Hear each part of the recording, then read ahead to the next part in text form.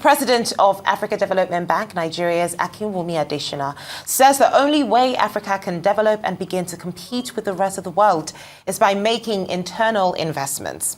Adesina, who spoke on BBC this past week, was reacting to what he called the recent unprecedentedly large cuts to foreign aid that rattled multiple sectors across Africa. He said the impact proves that the continent does not need to rely on international donors. In his words, when you export raw materials, that is the door to poverty. How would this be achieved? Would it be through deliberate, intentional policy making from the government or more committed buy-in from the private sector?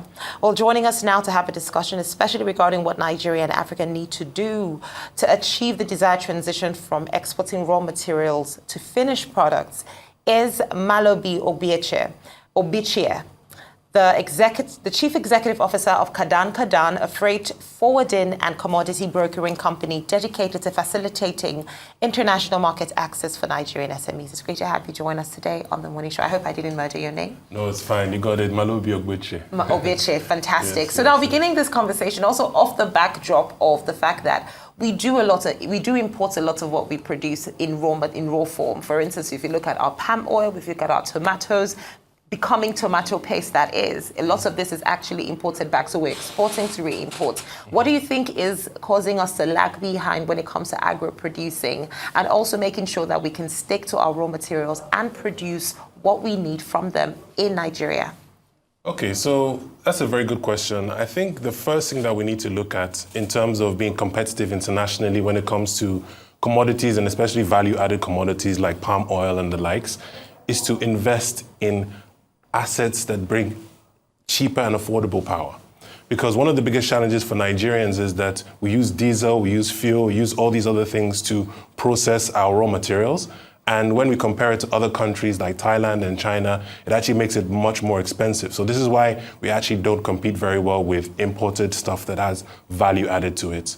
When it comes to the raw materials like the commodities like sesame, cashews, cocoa beans, there are things that the government can do that they do in other West African countries, like encouraging or discouraging people exporting the raw materials and making laws and quotas and saying, look, you can't export this raw material. You have to add at least a certain amount of value to the raw material before it's exported. So there's little things that the government can do when it comes to power and value addition. All right. Akinwumi Adesina said exporting raw materials is the door to poverty. Now, producing is one thing in Nigeria, but really it's not just Nigeria. Many African countries, we see that they, do these exports because I guess it's, some sort of pre-colonial mentality. They believe that it's okay to, export our raw materials. But, if we have to, find ways to produce and, export finished goods, there's also all the challenges that has to do with, either it's electricity, transportation. Now, how does your company come in here, Kadan, to mitigate these sort of challenges? Yes, thank you very much. So there's three main challenges that exporters face from speaking to them over the years. One is the cost of logistics, another is access to finance, and another is access to markets. So what Kadan does is solve the problem of the cost of logistics. And we do this by specializing in a service called groupage, which is where people share space in a shipping container to reduce the cost. Because most SMEs, to be honest, can't afford to pay for a full sea container by themselves. And if you send stuff by air, it's quite expensive. Even though it's faster, it's a lot more expensive. So allowing people to get into the sea freights, it might take a bit longer, but by sharing space in a container, it makes the cost of exporting a lot cheaper. And that's how we reduce the cost for exporters. Now, for access to capital and access to markets, there are different challenges and opportunities there. I can talk about that if you wish, but yeah. Right. Okay, so in terms of access to capital, I think that it's kind of not the biggest challenge. It's the second biggest one. I think access to markets is the biggest one, but access to capital, when people have exported maybe once or twice in the past, getting that access to capital is not actually as difficult. The biggest challenge is for first-time exporters that are looking for funds to finance their export. Now, there are banks that are willing to finance the exports, but sometimes the prices they give are not the best. So what people tend to do is go to companies called trade finance companies who act as intermediaries for exports. But in order to get that trade finance, usually you need to have done at least 1 or 2 containers to have done that. So is that first export shipments that makes it very difficult for people? And I advise people that, look, if you're doing your first time export, you can't be asking for $200,000 and you've never exported before, because the investor is going to look at you and say, look, how do I know everything's going to go well? So what I advise people to look for friends and family, start off on a small scale, do their best, if they can raise some funding locally with private angel investors. And then once they've done the first or second container, getting access to capital through trade finance and banks is a lot more easier, let's just say that. And then finally, when it comes to access to markets, I would say that half of it is actually entrepreneurs not doing as hard work as possible. I know I'm going to get a lot of stick for saying this, but I think that people reach out to us and say, look, we want to export, we do this and do that. And I ask them, look, how many emails have you sent? How many calls have you made? How much effort have you made on your own part in order to find these buyers before you reach out to someone like us who has access to markets, right? And another thing, I think the second way of getting access to buyers is to attend international trade shows. That's the best way to get buyers, but a lot of the time it costs quite a lot of money. You have to fly, pay for hotels and everything. So what I encourage private sector players is to come together, form a sort of association, and have someone that goes to those trade shows on your behalf that represents all your exporters in your cluster, and that's a good way to get new buyers and procure opportunities. Fantastic. All right. Yeah, very good submissions. Let me come in with 2 questions. First will be, we know that crude is still our largest export. Mm-hmm. Which other areas do you think that Nigeria has witnessed an appreciable impact in the last few years in terms of exporting value chain? And then secondly, what are your thoughts on the tariffs that the American president is slamming on countries, particularly Nigeria? I think we're at 14%. Is that correct? How do you think that will affect the kind of a thing that Kadan does, and generally in terms of export? How do you think it will affect us? Fantastic. So regarding the first question, I think in terms of opportunities, so I like to break down export into commodities and value-added products, right? So in terms of the commodities, we still have the usual stuff like cashews, cocoa beans, sesames, etc. But that's not really where I get excited. Where I get excited is in the value addition. So one underrated sector that people tend to gloss over is the fashion industry. So we have a lot of customers that are sending, dresses, these boo-boos that we have to other African countries, South Africa, Congo, all these other countries. Fashion is a very, very big opportunity. What we also see is that there's a lot of diaspora exports. So Nigerians sending stuff to people, Nigerians in the UK, US, Canada, and due to this jackpot thing that's going on, there's actually more opportunities to export stuff like palm oil, gari, plantain flour, a lot of these kind of simpler, dry goods. And then when it comes to non-Nigeria to Nigeria exports, there's a lot of opportunity. I see one of our clients, they're one of the biggest FMCG brands, and they do dried fruits and nuts. We also have people exporting plantain chips. Surprisingly, like in the UK, there's a lot of brands that are doing well when it comes to plantain chips as well. And also cassava, because Nigeria is one of the biggest producers of cassava in the world. But the biggest exporter of cassava value-added products is Thailand, which leads on to the next point that you made, which is the tariffs that are going on. So Nigeria is at about 14% when it comes to the tariffs, but when you look at Thailand, they're receiving about 37%. So this is an opportunity for Nigerians that are doing stuff like cassava starch, cassava flour, to actually take up that market that the Thai people are sending to the US, and also tap in and explore that market. Because, for example, I have a buyer, we've done a few containers of cassava starch to the US, but we lost that customer because Thailand, the prices are a lot cheaper, right? So now that these tariffs are coming in, Nigerians can revisit those buyers and say, look, we've seen the new tariffs. Look at how Nigeria's tariffs are. Can we review our pricing? Can you see whether we're actually competitive compared to the people you're buying from before? So I think there's a few opportunities when it comes to stuff that the Asian countries are doing, where Nigerians can actually step up with the value-added products to the US and the UK. So there's a window of opportunity in spite of the fact that there's a new tariff in town, Yes, shall we say? most definitely, because I think that Nigerians kind of see like, okay, well, it's all doom and gloom, but it's not really. I think when you look at China, when you look at Thailand, when you look at a lot of these Southeast Asian countries, Nigeria has an opportunity to, compete with these countries.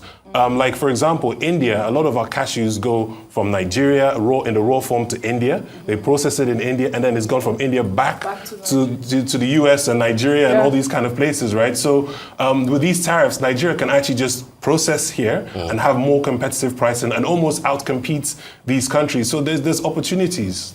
Let's look at this from the perspective of diversification and industry policies for our industrialization. How would you assess our readiness to move from that focus, because obviously crude oil is our major export, and manufactured goods account for what in 2023, 2.2% of our exports. So how would you say what we have, the infrastructure, the policies, favor industrialization, especially moving away from oil to other parts of our economy that could actually do just as good as you've spoken about?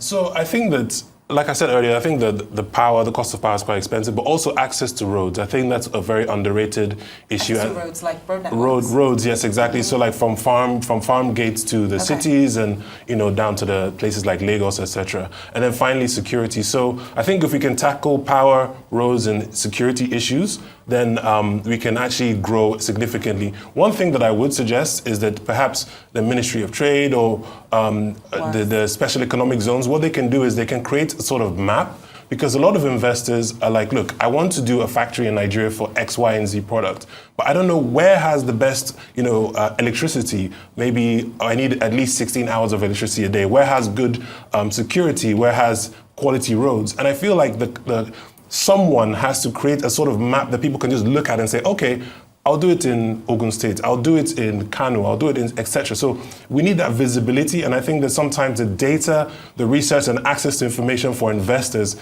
is not really readily available, so people can make smarter decisions.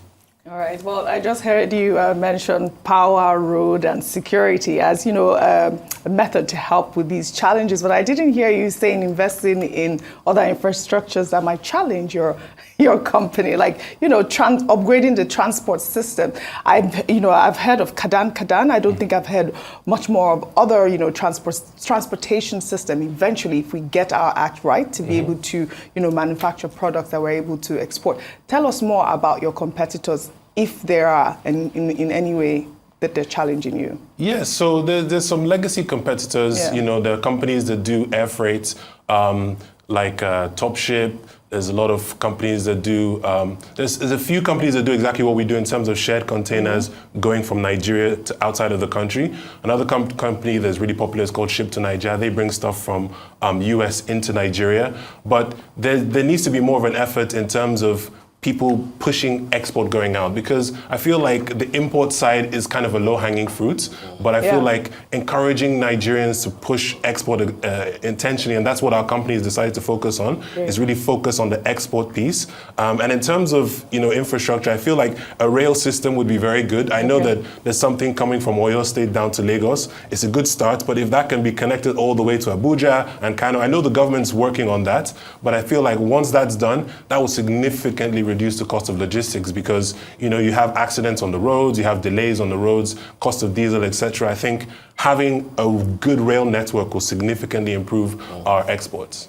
How much of opportunities are there for startups and SMEs in the export value chain? I recall a young gentleman telling me during the COVID how he got involved in shipping bitter coolers, to Europe, to the UK and other parts of Europe, because of the wonders that, that people derive from it during COVID here, the benefits of it. Bitter coolers might be a small, kind of product to do, but if you're a fresh graduate, for example, and you've got ideas from, agricultural products, stuff like that, and you think that there are opportunities abroad, what will be the steps to take, and how can such a person or even an SME take advantage of the market internationally? A very good question. So what I would suggest people to do is go onto a website like Amazon.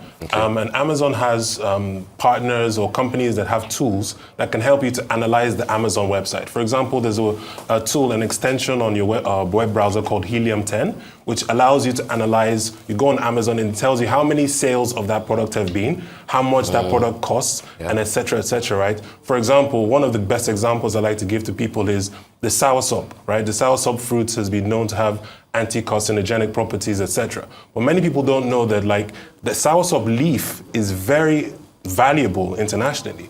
For example, if you go on Amazon today, you'll see a company that has made about $250,000 in revenue last month just from selling soursop leaves. Right? These are things that people will just walk past and think it's, throw it in the bin, etc. So I think that people should do a little bit of research, understand the opportunities, go on Amazon, use these tools, Helium 10, there's another one called Jungle Scout. You might have to pay a little bit of money, but that's just a cost for an entrepreneur. You have to invest and do your research and understand where the opportunities are. I think also that people underestimate things like palm oil. There's a market locally and there's a market abroad.